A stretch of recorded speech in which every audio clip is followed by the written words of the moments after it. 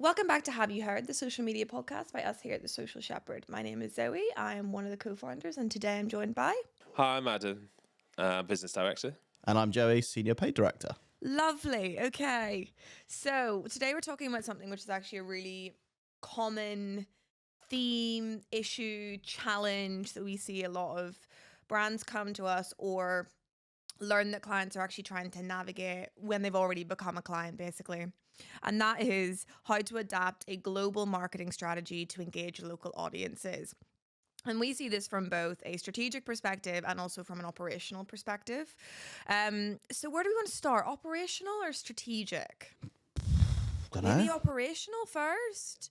So I think the main thing that we see is that the global team quite often, or what's happened over the last couple of years, particularly with social and paid social, because it moved quite quickly in terms of its importance within the marketing funnel. Probably organic a little bit more than paid, because paid's always kind of been part of that mix.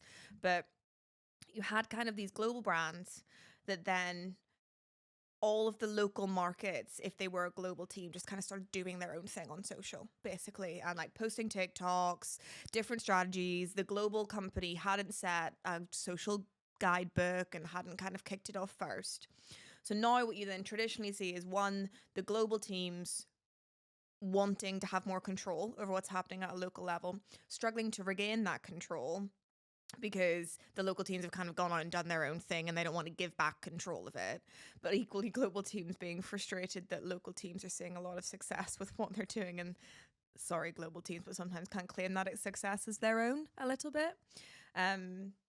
And from a paid perspective too, you end up with lots of different creatives. There's not a consistent look and feel to the brand sometimes. So operationally, it can cause quite a lot of issues. If you were to start your own brand and it was global, how would you set up your global to local marketing team? Cool, that's a loaded question to start us with. No right or wrong answers, Joey. Go on.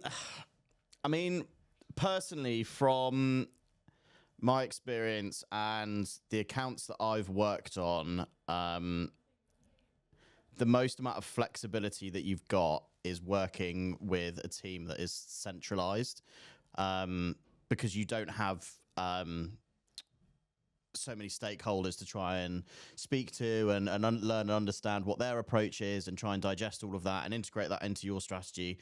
There's far too many moving parts, I feel, in those instances, to make paid media really churn at kind of the most efficient rate that it can. As we know, paid media is so...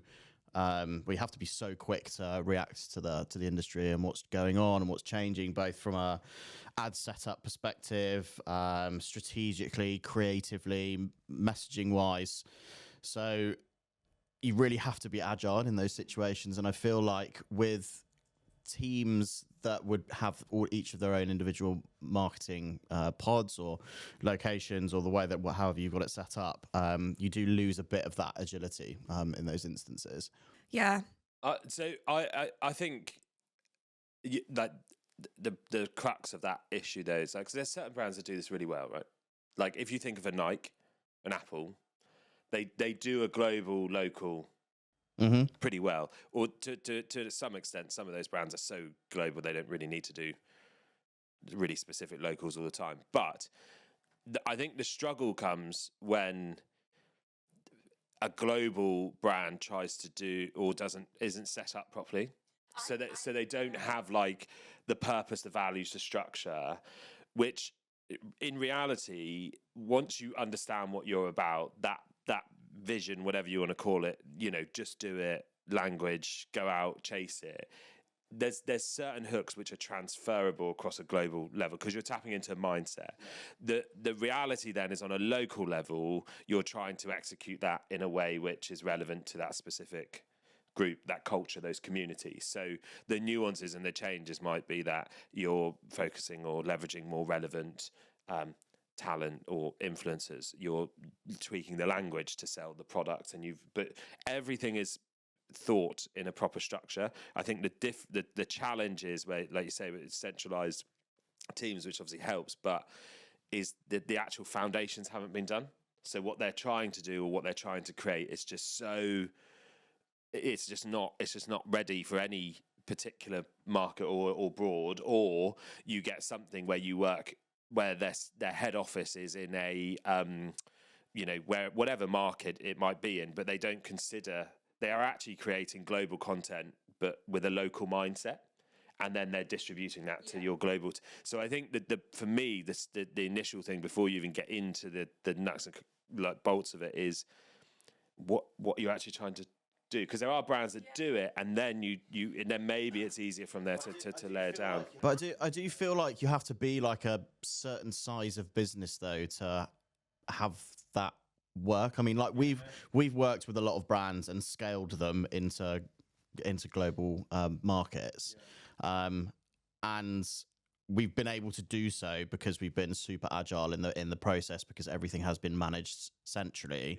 However, once you then become established in those markets, you're then able to start building out those individual local teams, which I think once you've got a foothold in a market, I think it's required to do that, because you really do need to get the local experience and the local knowledge in to be able to get the kind of extra layer of growth that you're looking in each of those individual territories. See, I would approach it, it's kind of similar to your point, but I think we're almost going to brand strategy up there. Like for me, from a social perspective, I think it's like if the global team has to lead like a global team, and where we get this operational sort of issue is when the global team hasn't led and set the paveway, and the local teams aren't going like, shit, look at that content our global team's made. And it's the global team going like, oh shit, our local teams are making better content than we're making. But the global team also has to be thinking like a global team, like to your point, and going and not going, we work with a lot of Asian brands, for example, and if Asia is a huge market, but there's also like a Western market, and they get frustrated that Western markets are doing it the way that the Asian market does it, but they're completely different territories whenever it comes to marketing.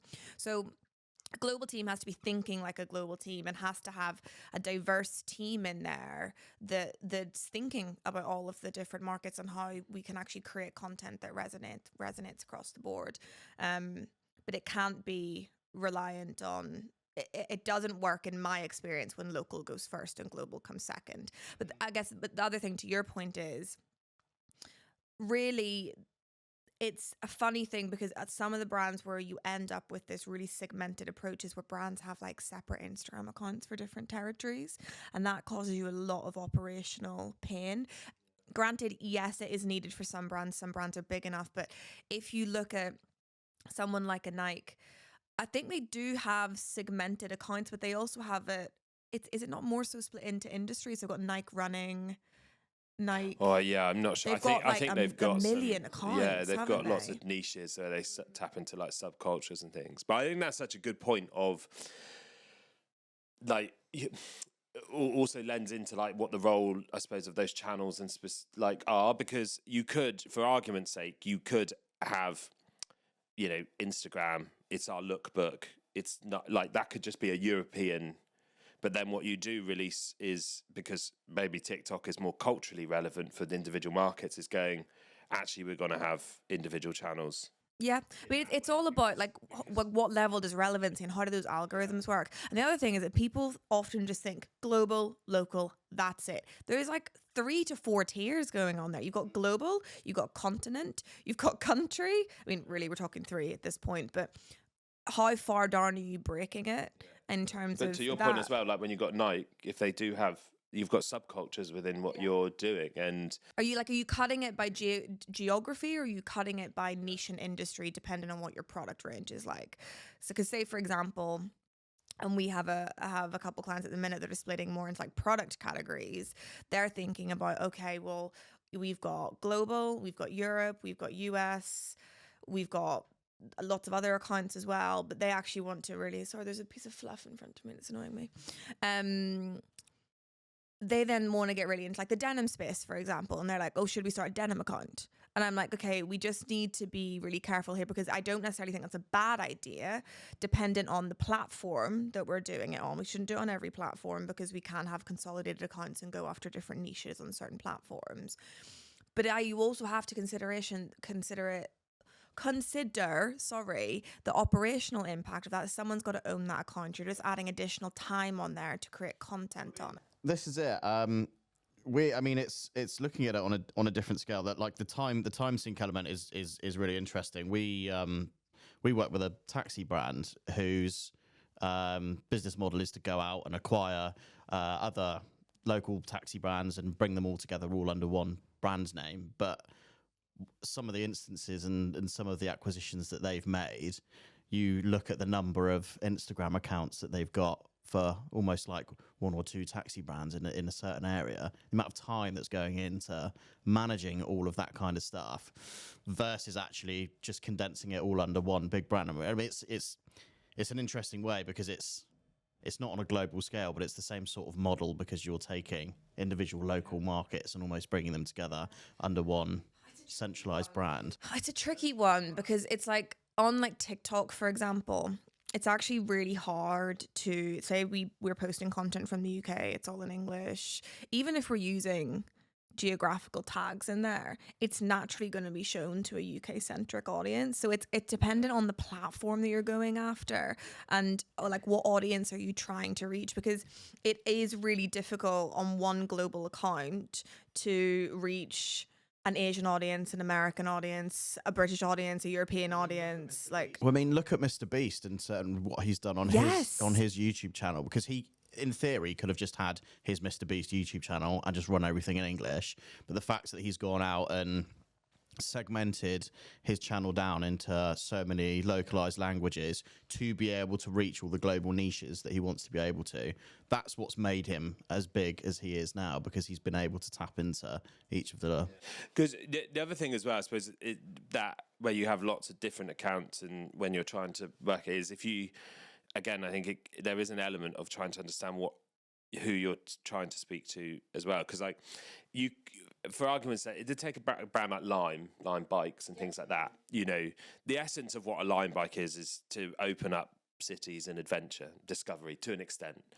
You wouldn't want to have, in my opinion, you wouldn't want to have like a channel in France, Spain, because, because my thing would be like, as if I'm not going to follow Lime UK, because as if I'm in the mindset of I'm going after a traveller, I'm doing European travel or global.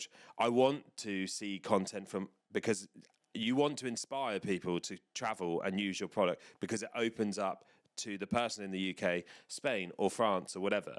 So then if you're in that mindset, you've got all these local channels making individual content about other countries. It's like a logistical nightmare, as opposed to having one which maybe then becomes a... I think it depends on the platform and how the algorithm works from an SEO perspective, because it depends on what types of terms are people searching for. Like, are people searching for bikes in France when they're traveling to France? And if you're posting content from a European centric account or a global account, is that going to hinder how you're ranking?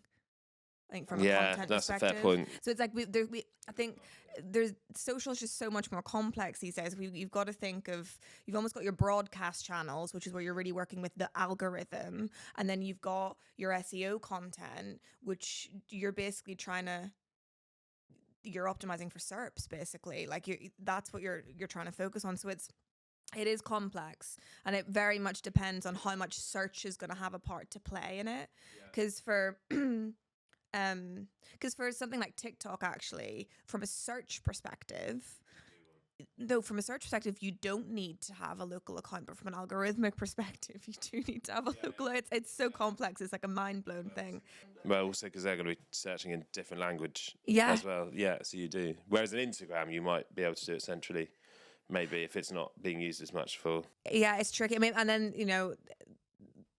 boosting, I don't know, then where you get paid involved in it and stuff like that. And then do you want accounts with multiple mixed languages in them? Probably not, to be entirely honest. Yeah, paid's an interesting one. It depends what your purpose of your paid spend is. If you're just looking to its purchases and sales, actually, whatever your setup is doesn't really matter that much because you're sending people through to a website anyway. Like the proportion of people that will actually click through onto your account that you're promoting is so minimal that it's not really going to make a Yeah. big difference. From a paid perspective, if you obviously when we have access to run ads from multiple different pages on different brands whenever we run them.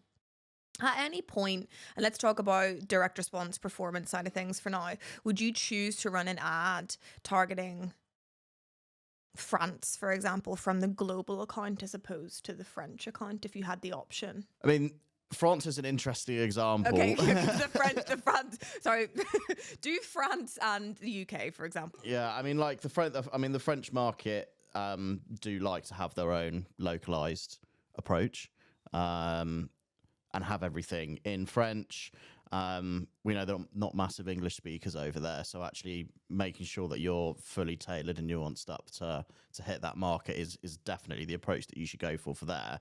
But I think there are other markets out there that are a lot more lenient that you can use a global approach on, like moving into Germany, for example. You can 100% go in English first and take that approach there, and then over time potentially test some nuanced activity, localized, translated, transcreated, etc., to really try and tap into the wider markets and the wider pools and pockets of audiences that you've got within the market there. But yeah, I mean, it's so dependent on which country it is that you're moving into. I would say there's definitely a lot more lenient territories out there to move into. And do you see a huge difference? Let's talk European first. From when you use translated ad copy and in-asset copy versus just like blanket using English across the board in terms of performance. Well, again, you need to make sure that your user journey is fully consistent. Make sure your website's fully translated if you're going to go for that whole translation approach from start to finish. Because if you're sending users through to a UK site or an English website from a German ad, like the user journey's not there and it's not coherent and your conversion rate goes through the floor. But I think it really depends what your ambitions are for, I guess, expanding out into all of these territories and like what your internal resource is like as well, because translating, transcreation is, and it's certainly like a whole website is quite a costly and timely thing to do, although it's definitely getting easier with the likes of AI doing kind of the heavy lifting there. But I mean, we've certainly done it for other clients when we've moved into European territories. And we've gone with an English first approach just to test the waters, just to see what the approach and what the take up is going to be, certainly for the brand and product, because I feel like if you've got a good enough brand and a good enough product, it doesn't really matter what language you market it in, because certainly in like Germany, for example, where actually quite a high proportion of the German market do speak English. So you can definitely get away with going in and testing the waters with English content, and then over time you can start translating all of that out. Once you've got your sticking points, you understand what it is that people are resonating with, what products is it that people are buying, and then you can really start building that out into your strategy. I think it does depend on the market, because you wouldn't get away with that doing like English copy necessarily to like a Asian market. No, or something not at all. And also Yeah, just yeah. a completely different territory in terms of what they need to see from that perspective. Do you know, I was just thinking in my head, do you remember years ago, and I had to do this on an airline account that I was working for, on Facebook, when you uploaded a post, you were able to upload 20 different variations of that post that would change depending on where someone was viewing it from. So you would say, anyone in France, I want them to see this visual with this copy. Anyone in Spain, I want them to see this. Anyone in Japan, I want them to see this. I wonder if, I mean, it probably wouldn't even be within like Instagram or TikTok's really benefit to do it, but I wonder if they'll ever give you that opportunity on those platforms. I mean, I'm not. Yeah, I don't know. I mean, they were there because you also used to be able to segment by like audience and groups as well, like didn't you? organically, yeah. Or little sub channels and things, or however you put it. Because I just wonder, with the push for like social commerce and stuff like that,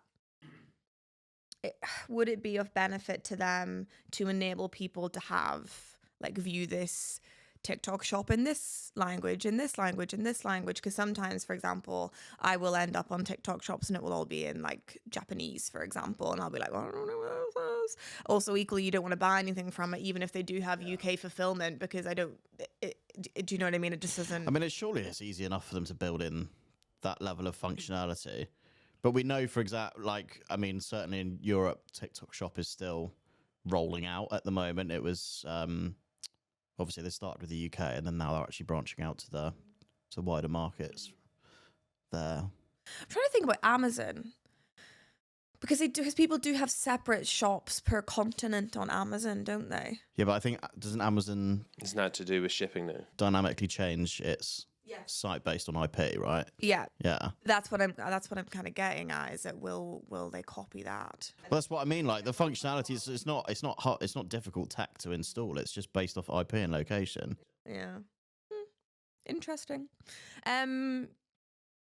One of the things as well that Mariah's popped on as a point for us to talk about here is climate and seasons and different local key dates and stuff like that. And this is a really interesting one, because we got a Mother's Day briefing for a brand that was trying to target people in the Philippines, India, the UK, the US, and another country as well. For Mother's Day, and the first thing we turned around to was all of these countries have a different date for Mother's Day. So there does, from a content perspective and from a season perspective, and even from a matching what products you're showing to which territory at what point in time, that does have a huge part to play. And it is quite complex from that perspective. So there is a benefit there to having more of a localized team and functionality, because you're going to be more relevant to the people that you're marketing to. Absolutely. But I suppose though you could still, like, again, from an there's I suppose there's two challenges, right? Like, do you do it from an organic perspective and have more spend, but from a paid perspective, you could run the ads, but they would just be we got market-based. unlimited flexibility. So I think with again paid, really. it's that challenge of what are you trying to, like, if your channel is just a lookbook and it's pretty general, you've actually just going to have a behind the scenes a more complex paid approach to it, because that's when you're doing all your market specific stuff. But again, like, but what are you trying to do at the top level of? I mean, I really struggle with the whole thing of, I think the days of us saying that Instagram is a storefront or like a lookbook are kind of gone, unless you're like, what's that watch brand I always talk about? Not AP. Can't remember. There's a watch brand that do Instagram in a really fun way. But I just think I think now that we have this SEO element to it, and I know that a lot of people aren't really maximizing it the way that they should be, but I just think if we're just using it as a lookbook, which maybe that's the role of the global channel more so as opposed to the localized channel. Yeah, I'm not suggesting it by any means that it's the right approach but I think that's just a route. You know, if you're starting out, let's focus on creating an actual brand identity, and your page does a bit of a job in the back end, because also the argument for it strategically, it makes complete sense if you've got a global brand that needs to tap into different cultures and nuances and all that kind of stuff. But financially, it's expensive. It's not cheap to necessarily do that, because the last thing you want to be doing is having right point you made right at the beginning, is having all these channels and then not having the capacity to actually make local content. So you've got all of them and you're just getting global assets. I mean, that's silly, and it happens all the time. Exactly, with but that's even the other day when we were talking with client, and they were like, we're going to need to create new assets because the people featuring in these assets are not relevant to the market. So that people are aware of it, but again, and then what do? You just take people out, and then you're just a product, or whatever it is. So in theory, it makes sense to do, but it's expensive to deliver it in the right way, because otherwise then you get, we've got a bit here, we've got a bit there, they're doing an okay, they're not, and right, the point you made right at the beginning, people just end up running riot. you know, and then it's not consistent. Do you think, because this whole thing of like organic, unpaid, and the churn of content that you need to successfully have, you know, a high spending paid media account for social and organic social, whether you have localized or global, there's a lot of conversation about it being expensive, you needing such a high volume and stuff. But then, because I started my career in TV, and then I look at the spend that brands would put through in developing a TV ad, placing the TV ad, like you're talking millions and millions and millions, and people aren't spending that on social content, even though there is a heavy churn of it. Do you think we're getting to a place now where, like I kind of mentioned, social can be split into those two categories of broadcast and search related content? Do you think we'll start to see kind of people understand the value of organic social a little bit more and kind of start to think, well, if I'm spending all of this on my above the line, this kind of also is above the line in a way? Yes and no, because I think that I think people's reluctance to spend on social organically is because you see so many people just do it at home. Because it's opened, like making a TV ad, like making a film, you know, if you put money into it, obviously there's nuances, but you can get £100 million budget, you can get a Hollywood blockbuster. 50 quid is a student film. It's going to do two very different things. The problem is that content create, like social, yes, it's high churn, lots of content, but there's people sitting in their bedrooms churning out actually really good quality content. So I think the difference is that people are looking at it from a social perspective, going, yeah, we need to invest in it, but how's Doris doing it over there for no money and creating great content? And then so I think people get it, but I think we're actually in an environment where we're being challenged by like a lot of different factors from. Yeah, but that's a bit silly in a way, because it's very different to create content for a person or a personality as opposed to an actual brand. They're two different Absolutely, challenges. but you don't. But I think I still think that there's a mentality of people not maybe understanding the detail and the layers that go, the complexities that go into those kind of nuances. Whereas, like you say, with TV, it thrived because there were very few people that could do it or do it well. Like people didn't have the resources to you know, you've just started watching Mad Men again. You know, those people that created posters and ads, you didn't have a computer in every house. You didn't have now people can do editing. Like so I think it's just a mindset shift of the expectation that, well, anyone can do it, as opposed to what you're saying, which is completely true. It's not just I mean, do it in your I bedroom. would say There is a lot of stuff. if anyone's taking that stance, I'd tell them to put the pride aside. Do you know what I mean? Because it's like just because it's more exclusive or like elite to have a TV ad, but if you're getting better results on your organic social or your paid social, is that not a better investment of your budget? And then take the budget that you would put into TV and make some really cracking social content. There is a place for that. But it comes down to like measurability as well. Like traditional TV has so much leakage and so much wastage. Like you'll spend all of this money, you'll go and book, you know, a region that it's going to go and show to over a specific time slot, in the assumption that you're going to reach some of the people that might be watching a specific TV show, but it's all built off assumptions, and there's so much more specific measurability around social in particular, just because of the power of digital itself in terms of the way that the algorithms are built and how, you know, cookies track people's behavior online and all of that kind of stuff, which I think lends itself to be a more powerful option than TV. But then you've also got what's it called? There's not digital TV. What's it called? VOD, that's it. Video on demand. Which kind of combines the both of them, which I think is where TV is gonna move more and more and more over time. Oh, 100%. Like, if you look at all of the investment that the major channels in the UK specifically are putting into just their YouTube series and the amount of content they're publishing on there, that's 100% where it's going. But also I think that there's still again, like I think there's still massive education to do on the role of social in campaigns and brand outside. I think people specifically still measure it to what content I'm doing. It's happening all the time. Like if you look at the Super Bowl, Coors Light did the case of the Mondays. So they're probably one of the best campaigns. That's a proper 360 campaign outside of just an ad.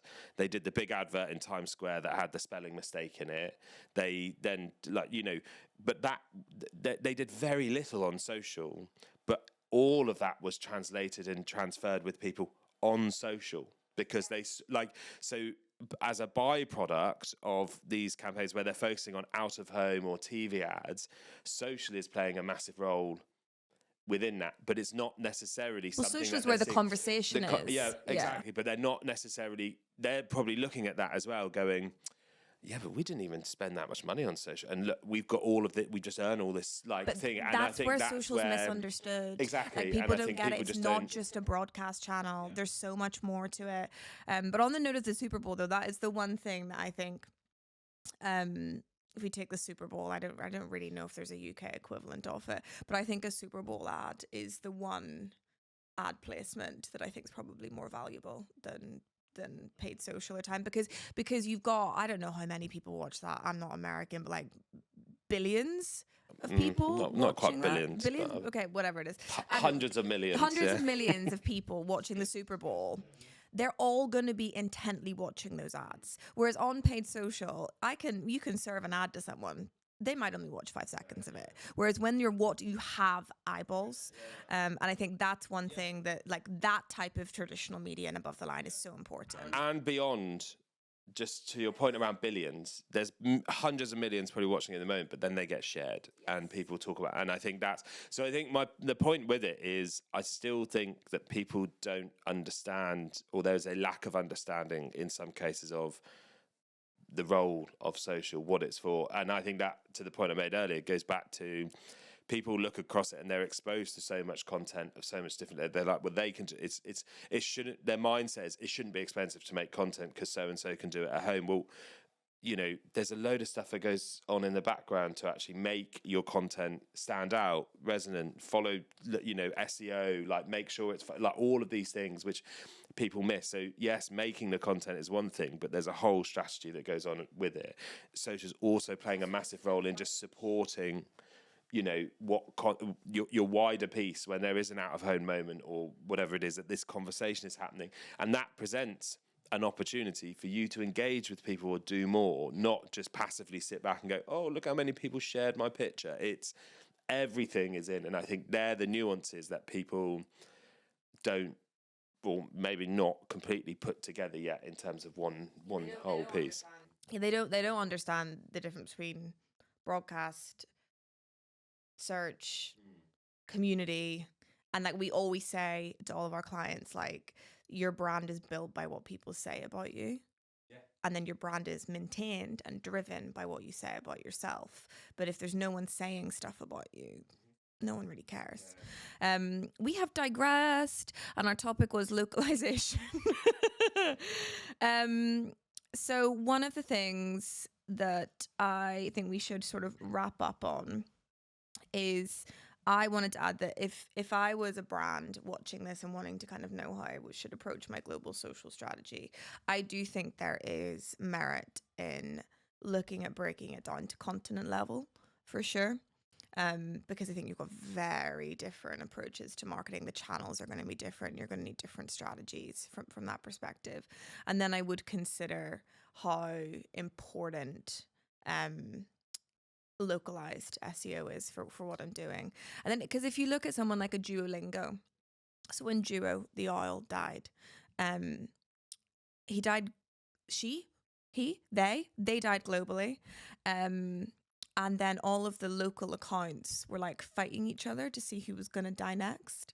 And it was like actually a really nice moment where it was like, oh, this brand gets it. They're not having this global to local fight. They might be internally, but there is a wider strategy here that is being fed down to these team members. And then slowly the accounts all started to die and they all followed suit. That is an example of a brand doing a really, really strong global to local approach. And it makes sense for them, doesn't it? Because they're a language app and they're teaching people around the world how to speak and stuff. But I think that was a really good example of how a brand does it well. But it is trickier for other brands. And then you've got to, they did Duolingo France, Duolingo Spain. Or what you need to differentiate between whenever you're localizing is, for them, are they localizing to people that want to speak Spanish in the Spain one? Or are they trying to reach people in Spain that want to learn other languages? And it's like, what's the purpose of those accounts as well? Any other things that you would say global to local when a brand comes to you and says, oh, we don't know what we should do on this and blah, blah, blah. What feeling do you get inside? I think it for me goes back to what are you trying to do, and also whatever's right, but do it properly. Like, if you want to go local markets, go local, but that means you can't just be pumping them all full of the same global content. Or if you are going to do that, get your global assets right, so you have a core lot that works, but invest in your local market. Just because otherwise there's no posts as well, because if you multiply, if you use a collab post and you do global France, US and Japan, the algorithm is going to push it to all of those different territories. So like there is a way to get around it. You just have to speak. And my biggest frustration is whenever like operational and internal structures and politics get in the way of people being able to do good work. It's just silly. Right, anything else to add? Don't think so. No? Lovely. All right, thank you for joining and thank you for listening. Hopefully that was somewhat helpful. If there are any other topics that you would like us to cover, please feel free to let us know. And thank you very much for watching.